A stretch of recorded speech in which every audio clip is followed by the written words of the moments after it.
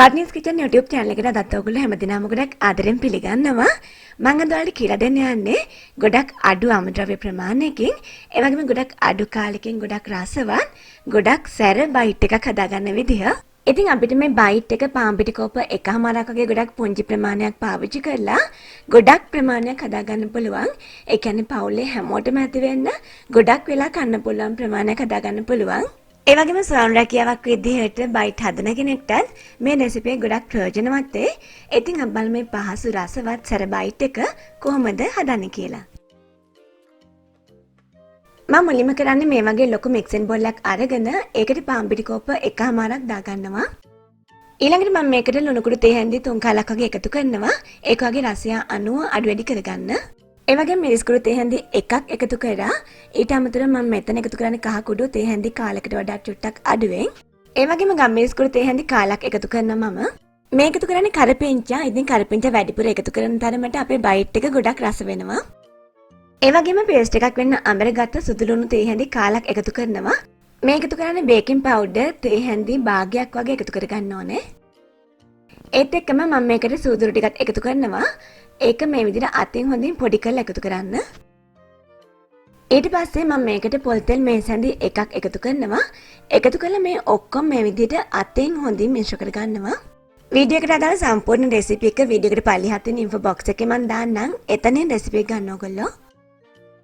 ඊළඟට මම මේ පිටි එක වතුර එකතු කරමින් හොඳින් අනා ගන්නවා. මෙතන වතුර මිලිලීටර් 100ක් අරගෙන තියෙනවා. පිටිකට වතුර එකතු කරද්දී ගොඩක් ප්‍රවේශම් වෙන්න. මොකද මේකට වතුර වැඩි වෙලා ඩෝ එක සොෆ්ට් වුණොත් අපේ බයිට් වල ක්‍රිස්පි ගතිය අඩු වෙනවා. ගොඩක් ඝන ඩෝ එකක් තමයි අපිට අවශ්‍ය වෙන්නේ. ඒ නිසා මම මේ කියන පදම එනකම් වතුර ටිකෙන් ටික දමමින් අනා ගන්න. ඉතින් ඔයාලා අද නම් මුල්ලාට මගේ වීඩියෝ එක බලන්නේ ඔයගොල්ලෝ ගොඩක් ආදරෙන් මම channel එකට පිළිගන්නවා. ඒ වගේම ඔයාලා මාව තාම subscribe කරනම් විතර මේ වීඩියෝ එකට පල්ලෙහින් තියෙන රතු පාට subscribe button එක සහ ඒ ළඟින්ම තියෙන පුංචි bell icon එක click කරන්න. ඒ වගේම මේ වීඩියෝ එක වැදගත් කියලා හිතෙනවා නම් තවත් කෙනෙක්ට බලන්න share කරන්න. අපේ බයිට් ඩෝ එක මෙන්න මේ වගේ ඝන ඩෝ එකක් තමයි වෙන්න ඕනේ. ඔයාලට ටික පේනවා ඇති. ඊළඟට මම කරන්නේ මේ ඩෝ එක මෙන්න මේ විදිහට උඩින් cover කරලා විනාඩි 5ක් විතර රෙස්ට් වෙන්න පැත්තකින් තියෙනවා. විනාඩි 5කින් වගේ පස්සේ මම යන්නේ බයිට් එක හදා ගන්න. මුලින්ම ඩෝ එක මේ විදිහට එළියට අරගන්නවා. ඊළඟට මම මේ ඩෝ එක මේ විදිහට කොටස් 4කට කපා ගන්නවා. ඉතින් ඔයාලට පේනවා ඇති ඩෝ එක ගොඩක් තද ඩෝ එකක් කියලා තාමත්. ඊළඟට මේ කපාගත්ත කොටස් වලින් මෙන්න මේ විදිහට බෝල හදාගෙන පැත්තකින් තියා ගන්නවා. දැන් ලෑල්ලා කුඩි මේ විදිහට පිටි ටිකක් ඉහලා හදාගත්ත පිටි කොටස් වලින් එකින් එක මේ විදිහට තියලා ගොඩක් තුනී වෙනකන් තුනී කර ගන්න ඕනේ. මේ බයිට් එක බදිද්දි හොඳින් පිම්බිලා එන්න නම් මේක තුනී කරද්දි හොඳින් තුනී කරන්න ඕනේ තුනියට හිටින්න. ඔයාලට මේක තුනී කරගන්න මේ වගේ රෝලින් පින් එකක් නැත්නම් ඔයාලට පුළුවන් ගෙදර තියෙන හිස් බෝතලයක් වගේ ගන්න. ඒකිනුත් මේ විදිහට තුනී කරගන්න පුළුවන්. ඊළඟට මේ ෂීට් එකේ උඩ තියෙන පාන් පිටි මම මේ විදිහට පිහලා ඉවත් කරනවා. ඔයාලට පේනවා ඇති අපේ ෂීට් එක කොච්චර තුනියට තියෙන්නේ කියලා. මෙන්න මේ ප්‍රමාණය වෙනකන් තුනී කරගන්න ඕනේ. දැන් මම මේක මේ විදිහට කෑලි කපා ගන්නවා. ඉතින් මේක ඩයමන්ඩ් ෂේප් එකක් තමයි මම කපා ගන්නෙ.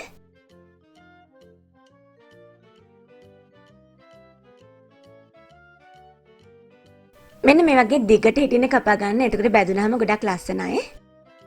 ඔයාලට මම කලින් කැපුවා වගේ පිට්සා කටර් එකක් නැත්නම් මෙන්න මේ විදිහට පොඩි පීයකින් උනත් කපා ගන්න පුළුවන් පහසුවෙන්. වෙන් කරගත්ත පිටි බෝල හතරම මේ විදිහට තුනී කරමින් ඊළඟට මේ විදිහට කෑලි කපා ගන්න ඕනේ. කපාගත්ත බයිට් කොටස් මෙන්න මේ විදිහට තනි තනිවම හිටින්න භාජනයක් උඩින් තියාගන්න. එක උඩ එක තියන්න එපා, ඇලවෙන්න පුළුවන්. ඊළඟට මේ බයිට් එක අපි හොඳින් බැද ගන්න ඕනේ. මේ විදිහට තෙල් එක හොඳින් රත් වෙලා තියෙන්නේ.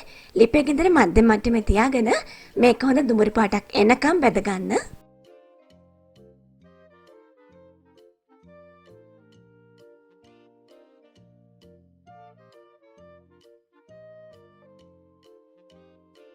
දැන් ඔයාලට පේනවා ඇති අපේ බයිට් වල තනින් තනින් ලස්සන පිම්බිලා ඇවිත් තියෙනවා. ඒ වගේම හොඳ ක්‍රිස්පි ගතියක් ඇති වෙලා තියෙන මේක දැන්. ඒ වගේම ලස්සන පාටකුත් ඇති වෙලා තියෙනවා ඔයාලට පේනවා ඇති. දැන් මම මේ ටික මේ විදිහට හොඳින් තෙල් බේරලා තෙලින් ඉවත් කරගන්නවා.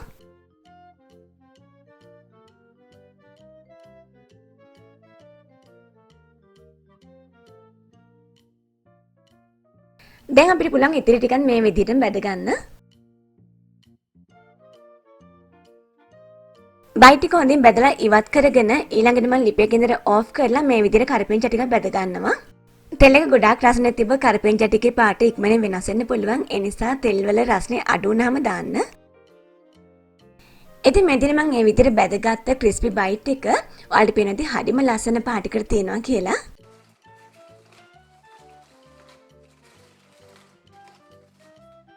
මම කපාගත්ත අස්කොන් කොටස් ටික වෙනම තමයි බැදගත්තේ. ඒ ටික වෙනම තියලා තියෙන්නේ. ඊළඟට මම මේකට මිරිස් කුඩු තේ හැඳි කාලයකට වඩා අඩු ප්‍රමාණයකට ලුණු කුඩු තේ හැඳි කාලයකට වඩා අඩු ප්‍රමාණයක් එකතු කරලා හොඳින් මිශ්‍ර කරලා මේකට දාගන්නවා. ඒ වගේම බැදගත්ත කරපිංචා ටිකත් මේකට දාගන්න මම. දැන් මම මේ ටික හොඳින් පරිස්සමෙන් මිශ්‍ර කරගන්නවා මේ විදිහට. පරිස්සමෙන් මිශ්‍ර කරන්න නැත්නම් බයිට් කැඩෙන්න පුළුවන්. ඉතින් මේ තියෙන්නේ මගේ රසම රස ඒ වගේම සැරම සැර ක්‍රිස්පි බයිට් එක. ඔයාලට මම මේකෙන් එකක් කඩලා පෙන්නන්න කොච්චර ක්‍රිස්පි ගතියක් තියෙනවද කියලා.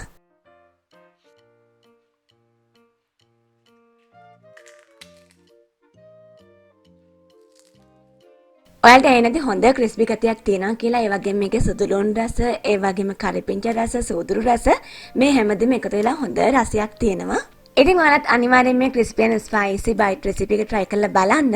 ඒ වගේම අනිත් අයටත් බලන්න මේ වීඩියෝ එක share කරන්න. අපි මේ වගේ තවත් අලුත් වැදගත් රසවත් වීඩියෝ එකකින් ආයේ හම්බ වෙමු.